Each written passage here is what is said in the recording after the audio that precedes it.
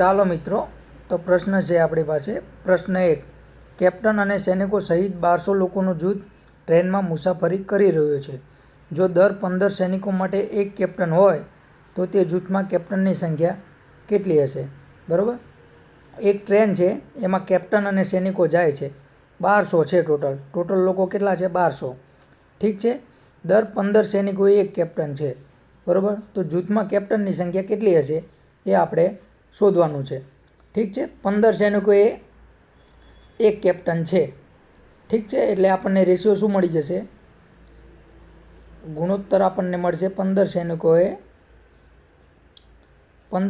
આપણને કેટલા? એક કેપ્ટન મળી જશે. ઠીક છે.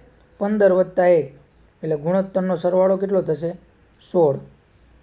ઠીક છે. 16 થશે ટોટલ. તો ટોટલ લોકો કેટલા છે? 1200. સૈનિકો અને કેપ્ટનો મળીને 1200 છે. 1200 / 16 કરીએ. 16 × 7 = 112. ઠીક છે. 120માંથી 112 જાય એટલે 8. ઉપરથી શૂન્ય આવશે. 12 × 5 = 16 × 5 = 80. ઠીક છે. 0 0. ઠીક છે. એટલે એક રેશિયોની કિંમત શું મળી ગઈ આપણને? એક રેશિયોની કિંમત આપણને મળી ગઈ 75. ઠીક છે. તો અહીંયા સૈનિકો અને કેપ્ટનનો રેશિયો શું છે? 15:1. તો એક રેશિયો બરાબર 75 મળી ગયું ને આપણને? એક રેશિયો બરાબર 75. તો કેપ્ટનની સંખ્યા કેટલી હશે? 75. ઓપ્શન બી આપણો જવાબ થઈ જશે 75. જો આપણને સૈનિકોની સંખ્યા પૂછી હોત તો? જો સૈનિકોની સંખ્યા પૂછી હોત તો આપણે 1200 - 75 કરી દઈએ. 1200 - 75 કરીએ એટલે 1125. 1125 આપણે સૈનિકોની સંખ્યા થઈ જશે. ઠીક છે. અહીંયા આપણને કેપ્ટનોની સંખ્યા પૂછી છે એટલે આપણો જવાબ થઈ જશે ઓપ્શન બી 75. ઠીક છે. ચલો બીજા પ્રશ્ન તરફ જઈએ. પ્રશ્ન 2. 3 ક્રમિક સંખ્યાઓનો સરવાળો 333 છે. છેલ્લી 2 સંખ્યાઓનો સરવાળો કેટલો હશે?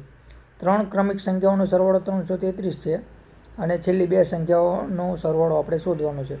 તો પહેલાં તો આપણે 3 ક્રમિક સંખ્યાઓ શોધવી પડશે. ઠીક છે. મિત્રો, આ પ્રશ્નનો જવાબ હું તમને બે રીતે શીખવાડીશ. બરાબર. તમને જે યોગ્ય લાગે એ રીતે તમે કરી શકો છો. ક્રમિક સંખ્યાઓ કોને કહેવાય? 1 2 3 4 5 આ બધી ક્રમિક સંખ્યાઓ છે. એક પછી એક જે આવતી હોય એ ક્રમિક સંખ્યાઓ છે. ઠીક છે. તો 3 ક્રમિક સંખ્યાઓનો સરવાળો 333 છે. એટલે પહેલી ક્રમિક સંખ્યા ધારી લઈએ x છે. તો બીજી ક્રમિક સંખ્યા શું થશે? x + 1. ત્રીજી ક્રમિક સંખ્યા શું થશે? x + 2. ઠીક છે. ત્રણેયનો સરવાળો 333 કયો છે? એટલે x + x + 1 + x + 2 = 333. ઠીક છે. 3 ક્રમિક સંખ્યાઓનો સરવાળો કેટલો થશે? 333. ઠીક છે. અહીંયા આપણે 3x રહેશે, 1 2 અને 3 એટલે 3x રહેશે.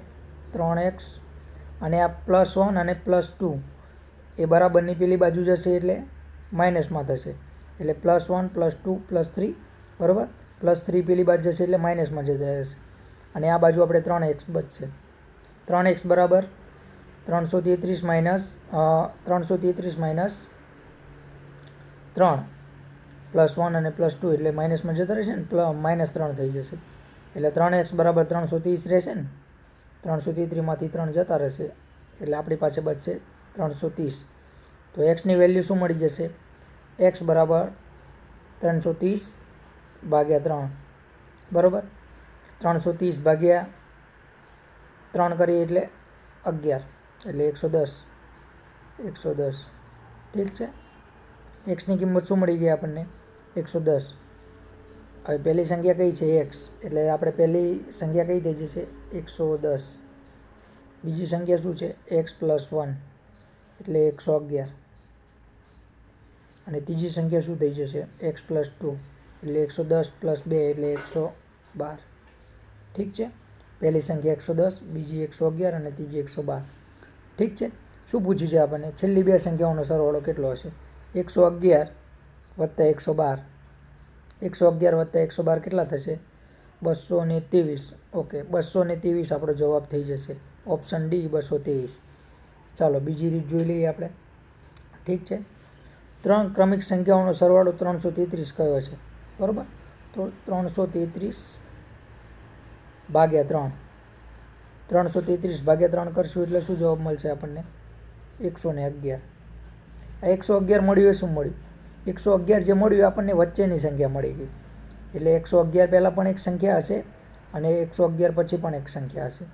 એટલે 111 વચ્ચેની સંખ્યા થઈ જશે. તો એની પહેલાં કઈ સંખ્યા હશે? 110. અને એની પછી કઈ સંખ્યા હશે? 112. ઠીક છે. આ એના પછીની સંખ્યા, આ એના પહેલાં સંખ્યા 110, 111 અને 112. 3 સંખ્યાઓ આપણને મળી ગઈ. ઠીક છે. શું પૂછ્યું છે આપણને? છેલ્લી 2 સંખ્યાઓનો સરવાળો કેટલો હશે? 111 + 112 એટલે 223 થઈ જશે. ઓપ્શન ડી 223 આપણો જવાબ થઈ જશે. ચાલો મિત્રો આપણે પ્રશ્ન 3 તરફ જઈએ. પ્રશ્ન 3. કિરણ પાસે 50 રૂપિયા અને 100 રૂપિયાની કુલ 85 નોટો છે. જો તેની પાસે કુલ રૂપિયા 5000 છે તો રૂપિયા 50ની નોટોની સંખ્યા કેટલી હશે? બરાબર. કિરણ પાસે કુલ 85 નોટો છે.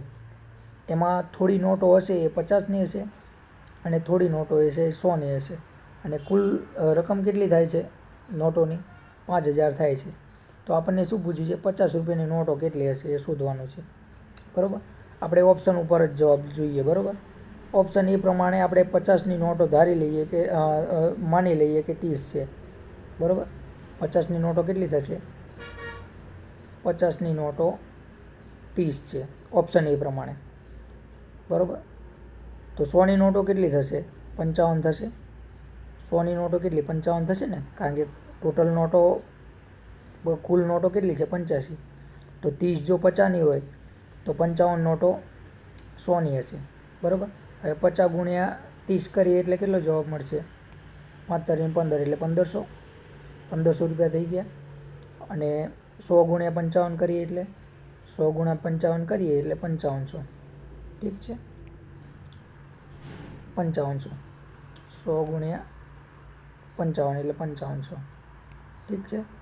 હવે 1500 વત્તા 5500 એટલે 7000 થશે.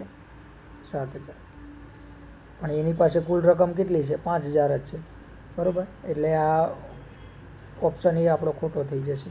30 નોટો 50ની ના હોય. ઠીક છે. ચલો ઓપ્શન બી તરફ જઈએ. ઓપ્શન બી પ્રમાણે 50ની કેટલી નોટો છે? 50ની નોટો છે 70. ઠીક છે. તો 100ની નોટો કેટલી થશે? તો 100ની નોટો થશે 15. ઠીક છે. કુલ નોટો 85 છે ને. જો ઓપ્શન બી પ્રમાણે આપણે 50ની 70 નોટો હોય તો 100ની 15 જ થાય ને. ઠીક છે. હવે 50 ગુણ્યા 70 કરીએ એટલે કેટલો જવાબ આવશે? 7 × 5 = 35. 3500 આવશે. ઠીક છે. 7 × 5 = 35. ઓકે, ઠીક છે. 3500. ઠીક છે. અને 100ની 15 નોટો તો 1500 થશે. 1500. બંનેનો સરવાળો કરીએ એટલે 3500 વત્તા 1500 એટલે 5000 થઈ જશે. ઠીક છે. 5000. તો કુલ રકમ એની પાસે 5000 રૂપિયા જ છે ને. હા. એટલે આપણો જવાબ શું થઈ જશે? ઓપ્શન બી 50ની 70 નોટો હશે. ઠીક છે. અને જો 100ની પૂછી હોત તો 15. ઠીક છે. એટલે આપણો જવાબ થઈ જાય ઓપ્શન બી